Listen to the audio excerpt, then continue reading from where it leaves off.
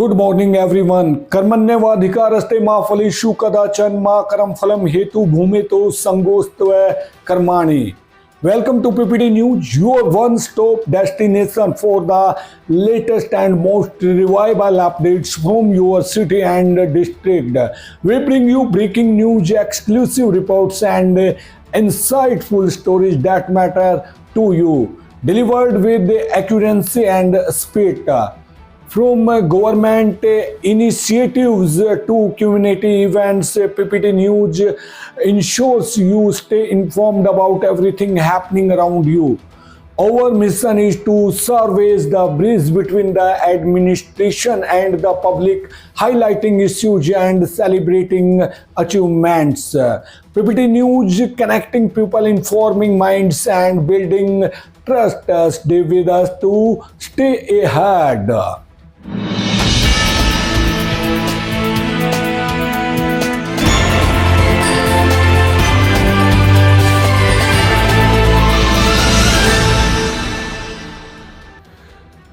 We wish you all a very Merry Christmas. May this festival of love, peace, and joy bring happiness and prosperity to everyone's life.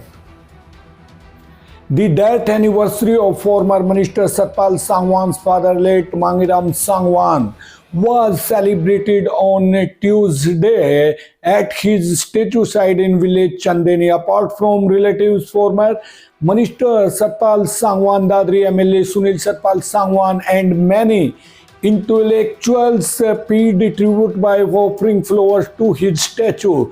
During this, as a pledge was taken to follow the path shown by him, former Minister Satpal Sangwan said that the service, spirit, principles, and honesty with which late Mangiram Sangwan worked is unmatched. He has taught us not to cheat anyone and keep working.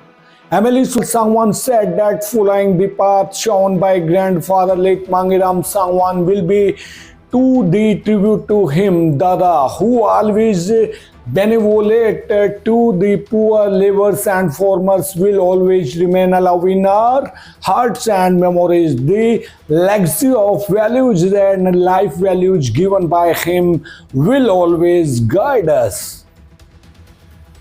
Strict action will be taken against the overloaded vehicles. Agriculture Minister gave instruction in the meeting of grievance redressal.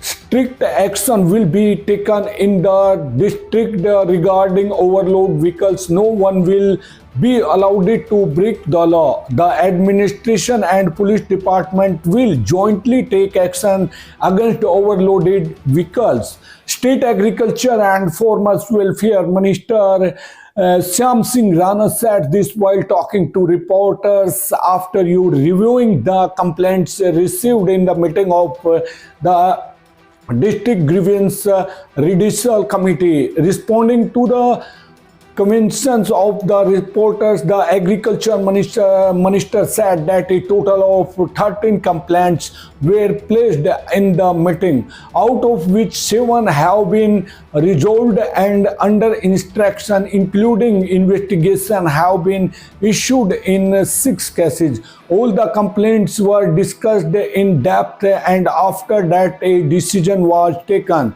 He said a complaint has come regarding the movement of overloaded vehicles in the district, regarding which instruction have been issued that overloaded vehicles will be dealt with the force and no one will be allowed to drive overloaded vehicles going against the rules and laws.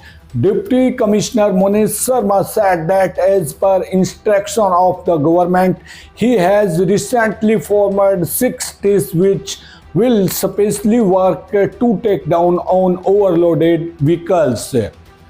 Overload का मुद्दा, क्योंकि ये बहुत hot issue था during elections भी लोगों ने बोला, और ये भी कड़वी सच्चाई कि बहुत हादसे गांव में हुए हैं, बहुत लोग बिना मौत मारे गए।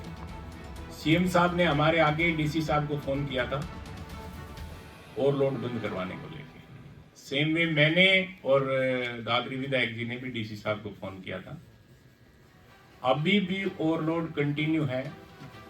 और जब क्रैशर जोन, जहां क्रैशर है, जहां से गाड़ी लोड होती है, वहां से जब तक कंट्रोल नहीं होगा, जब तक ये ओवरलोड बंद नहीं होगा, वहां पे एक प्रॉपर एक ऐसा कोई हद नहीं है, कोई रिप्लाई नहीं है, कोई डिपार्टमेंट हमारे पास आता नहीं। हम शिकायतें भेज के भी थक चुके हैं।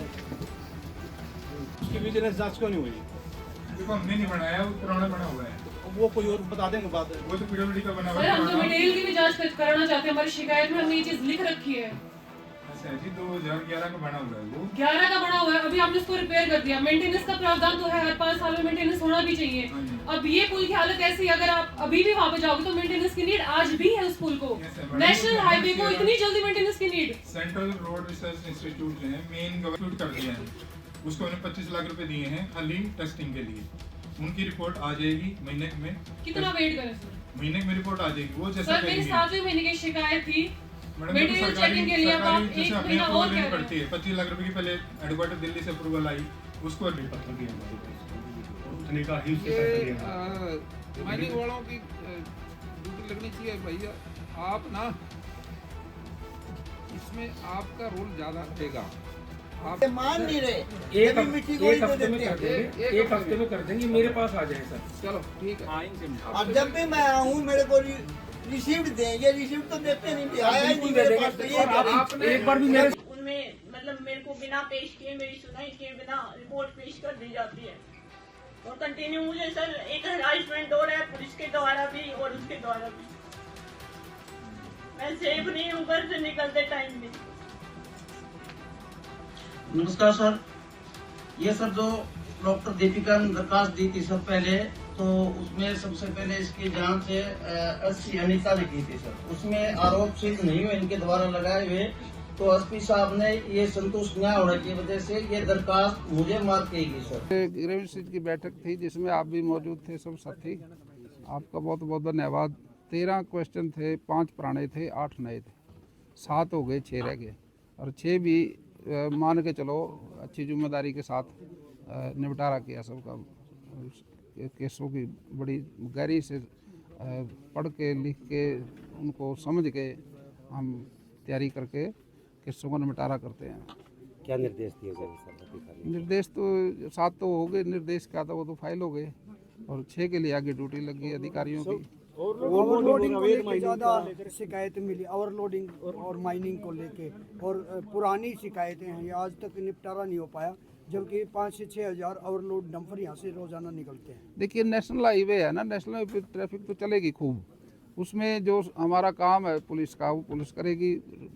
इसको ओवरलोडिंग को चलने नहीं देंगे, रोकेंगे उसको।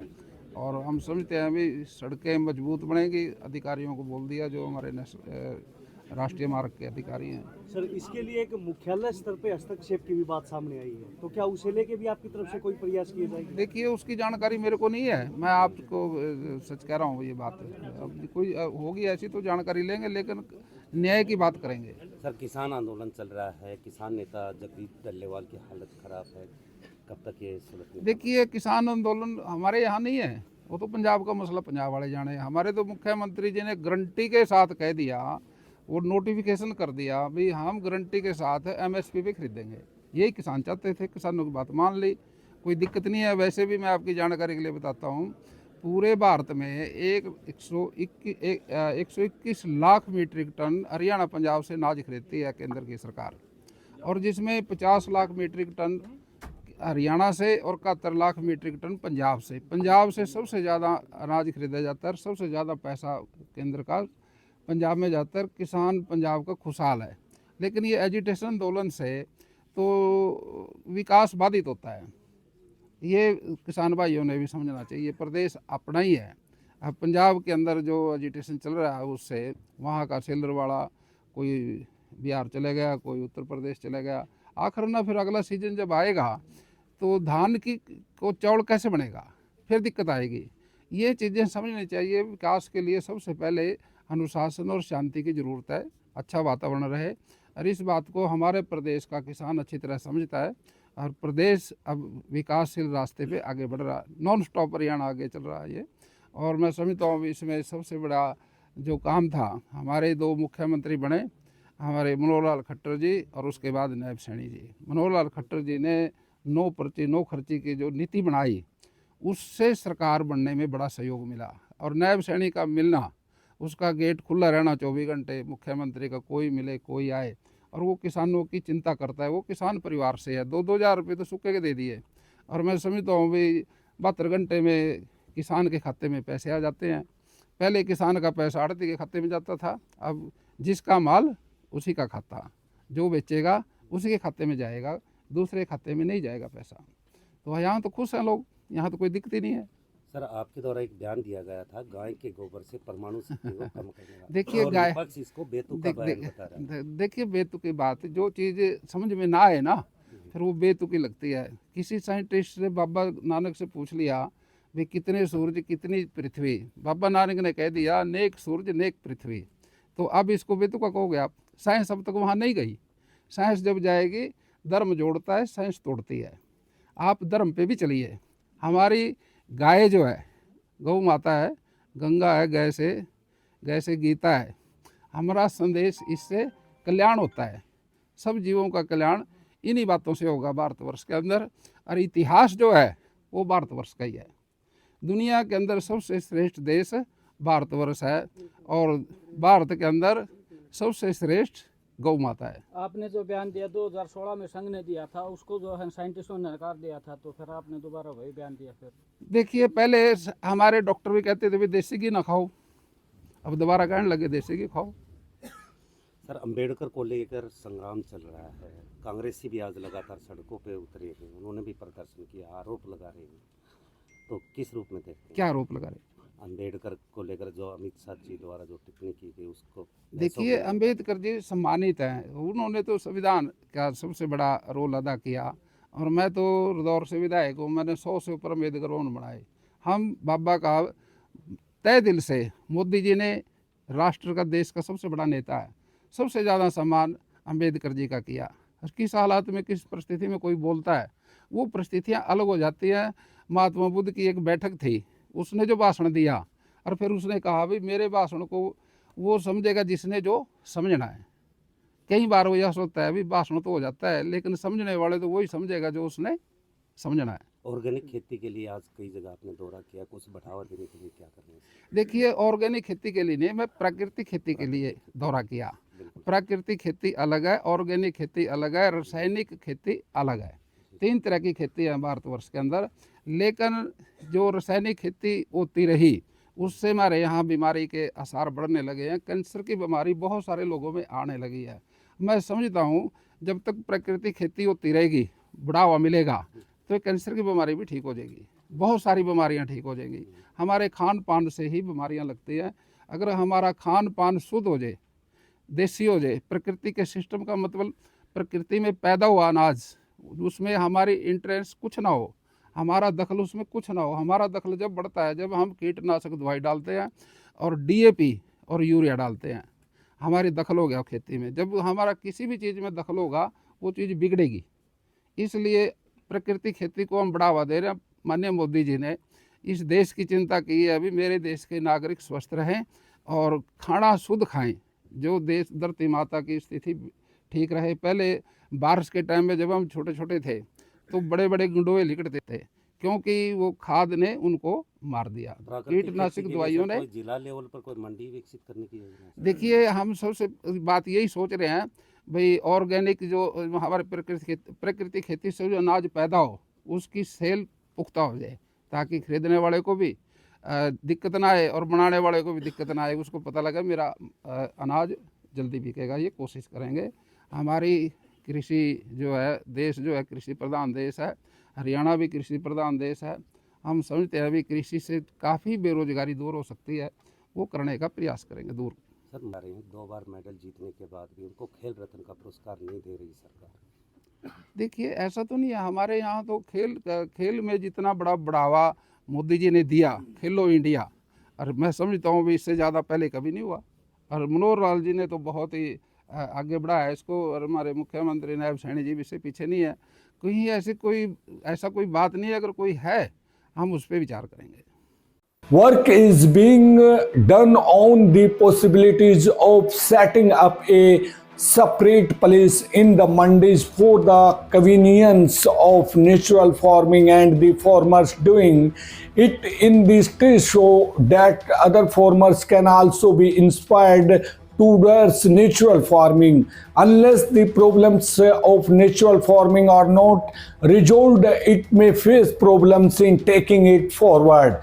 Haryana Agriculture and Farmers Welfare Minister Shyam Singh Rana said this while addressing the farmers during the visit to the natural farming center in Mirch village of the district. He said that natural farming is the need of the hour. Such farming status are hospitals in themselves are treatment of any disease, and possible Prime Minister Shri Narendra Modi and Chief Minister Shri Naib Singh are constantly trying to promote natural farming so that the body can get in body dangerous fertilizers and pesticides. He said that natural that of doing natural farming, but many times of problems may have to be faced in the beginning.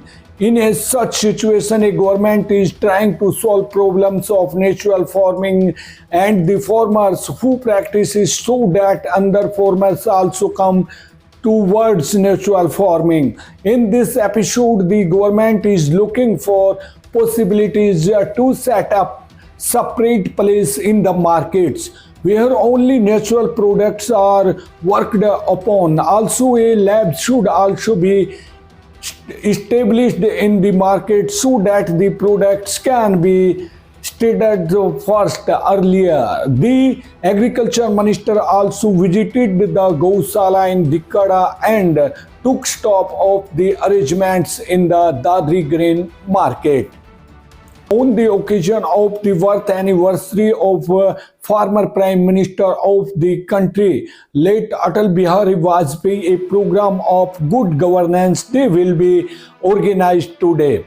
On this occasion, officers and employees of departments related to new initiatives taken with the aim of improving the lives of common citizens will be honored. Lok Sabha MP Dharamveer Singh will be the chief guest in the program.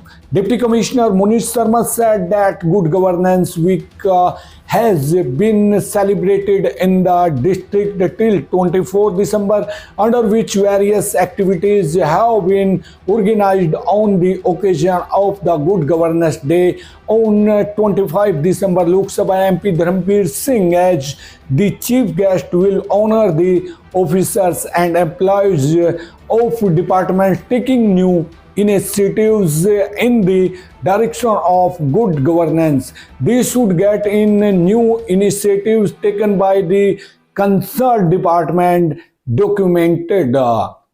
Thank you for staying with PPT News, where we will bring your story that matter. Stay tuned for more updates and let us stay connected to will a better informed and engaged community. See you in the next bulletin.